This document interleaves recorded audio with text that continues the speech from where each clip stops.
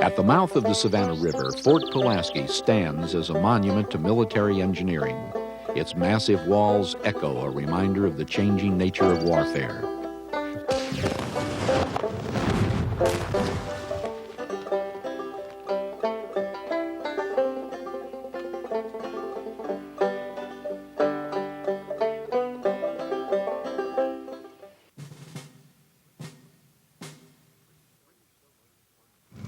British soldiers burned Washington, D.C. President James Madison, determined to strengthen his nation's coastal defenses, set into motion a plan to develop a system of forts from New England to the Gulf Coast. General Simon Bernard, a distinguished French military engineer who had served under Napoleon, was selected to design the forts. The general chose Cockspur Island as the site of a fort to protect both entrances of the Savannah River from attack. Cockspur has been considered a strategic location since colonial times, when it was the site of Fort George. 1829. Major Samuel Babcock, U.S. Army Corps of Engineers, begins work on what will be known as Fort Pulaski. In the north, a young lieutenant fresh out of West Point receives his first military assignment. Robert E. Lee reports for duty on Cockspur. Lee started work right away. He set up the system of drainage and dikes on the island. He made several surveys and actually pinpointed the permanent site for the fort. Babcock, his health failing, was replaced by Lieutenant Joseph K.F. Mansfield, who would oversee the completion of Fort Pulaski. The name Pulaski, given the new fort in 1833, is in honor of Count Casimir Pulaski, the Polish nobleman who was mortally wounded at the Battle of Savannah while fighting for the Patriots during the American Revolution. 1847, Fort Pulaski is completed. An estimated 25 million bricks went into the construction of this masterpiece of masonry. Much of the hard labor required to build the fort was performed by slaves contracted from local rice plantations. Masons and carpenters were recruited in Savannah and from the north. The graceful arches seen throughout the fort support an enormous brick roof and upper structure designed to hold all the guns on the parapet. To carry this tremendous weight, hundreds of wood pilings, some of which were 70 feet in length, were driven into the mud, then capped with a platform on which the entire fort rests. The Army engineers planned Fort Pulaski so perfectly that after a century and a half, there are no cracks in the walls due to the settling of the foundation. December 20th, 1860. South Carolina votes to secede from the United States. In Charleston Harbor, federal forces seized Fort Sumter. Fears rose in Savannah that Fort Pulaski might also be taken. Citizens took to the streets in torchlight parades, carrying the "Don't Tread on Me" flag. On New Year's Day, 1861, Georgia Governor Joseph Brown boldly ordered that Fort Pulaski be occupied, even though the state was still part of the Union. The next morning, crowds cheered in the rain-swept streets of Savannah as a battalion of less than 150 men boarded the steamboat Ida. About noon, the Ida reached Cockspur Island. The small battalion marched into the barely manned fort without a shot being fired. As the men entered, the clouds parted, revealing the sun. Under this good omen, Fort Pulaski was claimed for the state of Georgia. January 19th, 1861. Georgia secedes from the Union and prepares for war. At Fort Pulaski, the men set about to reverse years of neglect. The 20 mounted guns were old and in need of repair. Restoring them to service was the first order of the day. Additional guns were brought in. In April, the 1st Georgia Regulars joined the garrison, and Fort Pulaski flew the flag of the Confederacy. In May, Union ships had closed off the Savannah River to all but a few daring blockade runners. By autumn, President Lincoln had ordered a large Union army and naval expedition to invade the South Atlantic coast. In November, the Union fleet and expeditionary force attacked and destroyed forts at Port Royal Sound, only a few miles to the north of Cockspur. The next day, a force of over 12,000 men landed at nearby Hilton Head Island, within sight of Fort Pulaski. Later that month, Brigadier General Robert E. Lee returned to the fort he had helped to build. He stood on the ramparts with Charles H. Olmsted, the Savannah native who commanded the fort. Together, they studied the shoreline of Tybee Island about a mile away. They will make it very warm for you with shells from that point, but they cannot breach at that distance. Lee's confidence was based on existing knowledge of the power of artillery against masonry from that range. Inside the 7.5-foot solid brick walls of Fort Pulaski, the garrison felt secure. But still, there was much work to be done. On Lee's instructions, Olmsted built traverses or mounds of earth between the guns on the walls. Ditches were dug in the parade ground to trap rolling shells. The light colonnade or porch in front of the officers' quarters was torn down, and the entire inner circuit of the fort was covered with heavy timbers over the casemates. These, in turn, were covered with several feet of earth. On Tybee Island, the Confederate battery positioned to prevent landing parties was determined to be isolated and vulnerable, and its guns were withdrawn. Union forces, seizing the opportunity, landed a strong naval force and took possession of Tybee Island on November 24, 1861. Brigadier General Thomas Sherman, commander of the U.S. Expeditionary Force, inspected the island and concluded it might be possible to weaken Fort Pulaski from batteries located on Tybee in preparation for a frontal assault. Sherman's chief engineer, Captain Quincy Adams Gilmore, had a different idea. He saw a way to take the fort without risking the lives of Union soldiers in a headlong charge. Gilmore thought he could breach the walls of Fort Pulaski by using a new advance in military weaponry, the rifled gun. Rifled guns, unlike older artillery, have spiraled or rifled grooves inside their barrels. These grooves give a spin to the pointed projectile, allowing for increased accuracy and a penetrating power unmatched by the spherical shot of the smoothbore guns commonly used at that time. Under cover of night, 11 batteries, each bearing the name of a Northern hero, were erected on Tybee Island opposite the fort. Lighting their way by candle and lantern, speaking only in whispers, the men hauled the heavy guns through the mud on sleds and carriages that required as many as 250 men pulling drag ropes. Just before dawn each day, all work was camouflaged. Seen from the fort, the landscape appeared completely unchanged. On Cockspur Island, the Confederates worked to make the fort battle-ready. The men were aware of nighttime work on Tybee, but did not realize the extent of the work by the Union soldiers. The final armament count on Tybee consisted of 36 pieces, including mortars, standard smoothbore Columbiads, and the James and Parrott rifled guns. Fort Pulaski's 48 mounted guns included the refurbished 32-pounders, Columbiads, mortars, and a sprinkling of other artillery. 20 pieces could be directed at Tybee.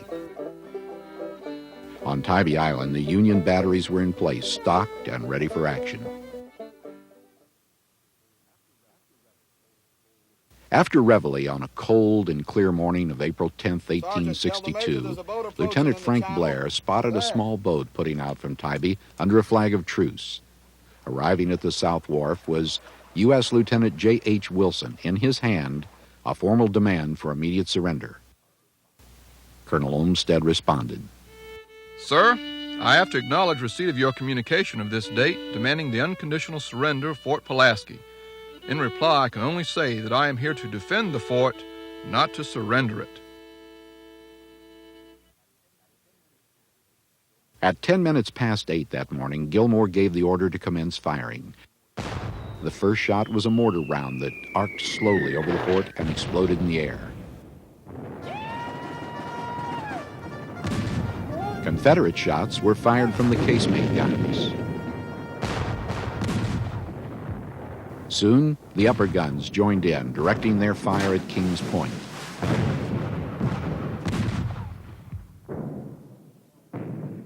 Private L.W. Landershine, a member of the Oglethorpe Light Infantry, recorded the following event in his diary. About 10 o'clock, the halyards of our flag was cut by a fragment of shell. Lieutenant Hussey from the Montgomery Guards and John Latham of the German Volunteers went through a perfect shower of shot and shell. Getting the flag, brought it round and raised it on a temporary staff and put it up on the northeast corner of the fort.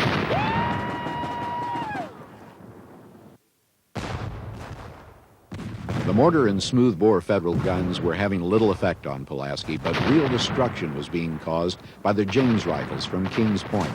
Their fire was concentrated on the fort's southeast angle. Gilmore hoped that a breach at this point would allow an interior shot at the powder magazine on the fort's northwest angle. Only a few Confederate shots scored hits on the well-entrenched Federal batteries.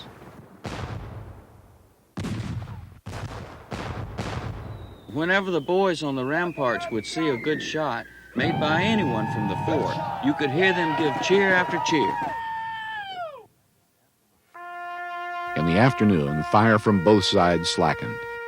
By the end of the day, Union forces had expended over 3,000 rounds, but from Tybee, Fort Pulaski appeared nearly as solid as it had been when battle had begun.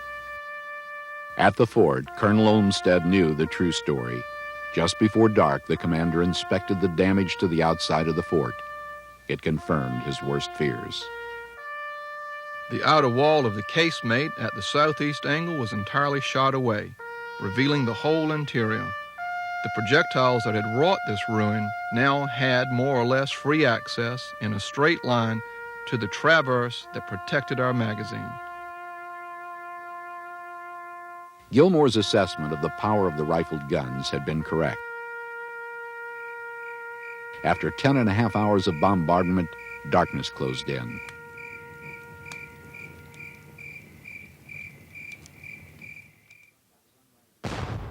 At sunrise the next morning, firing was resumed by all of Gilmore's batteries.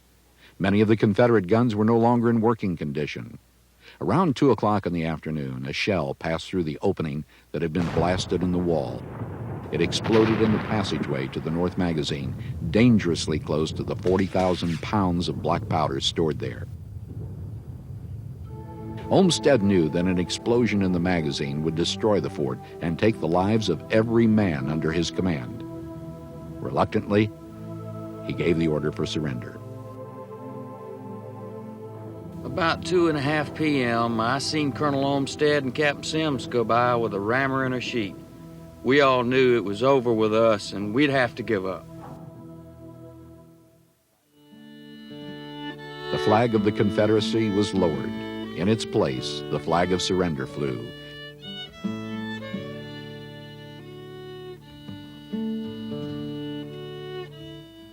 Nearly 15 months of confident preparations had ended in defeat.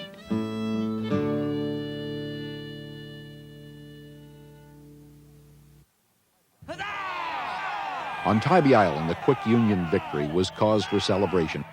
Men shook hands, danced on the beach, and cheered Gilmore as he rode along the line. From King's Landing, Gilmore embarked on a small boat with his aides. Olmsted was waiting at the entrance of the fort. In Colonel Olmsted's quarters, the officers of the fort, in order of rank, gave up their swords. The last weapon relinquished was that of Olmsted. I yield my sword, but I trust I have not disgraced it. The defeated garrison was assembled by company and marched to quarters as the Stars and Stripes was raised over the battered ramparts. Despite the heavy damage to the fort, only 3 Confederate soldiers were seriously injured. On Tybee, 1 Union soldier lost his life. The Battle of Fort Pulaski lasted only 30 hours, but the history of warfare had reached the end of an era. The rifled gun had rendered conventional fortifications obsolete. The taking of Fort Pulaski by Federal forces eliminated Savannah as a vital Confederate port. Ships of the Union Navy blockade moved on and tightened their stranglehold on the South. The captured garrison was sent to Governor's Island in New York Harbor for imprisonment. Fort Pulaski was occupied by men from the 7th Connecticut Regiment, the 3rd Rhode Island Heavy Artillery, and the Volunteer Engineers. Within days of the fall of the fort, General David Hunter, commander of the Federal Department of the South, issued General Orders No. 7. From headquarters at nearby Hilton Head Island, General Hunter wrote, "All persons of color lately held to involuntary service by the enemies of the United States in Fort Pulaski and Cockspur Island are hereby confiscated and declared free." The next month, General Hunter issued a similar order that freed slaves throughout the states of Georgia, Florida, and South Carolina. These orders were immediately rescinded by President Lincoln, but Hunter's actions may have provided the impetus for Lincoln to issue a preliminary Emancipation Proclamation in September.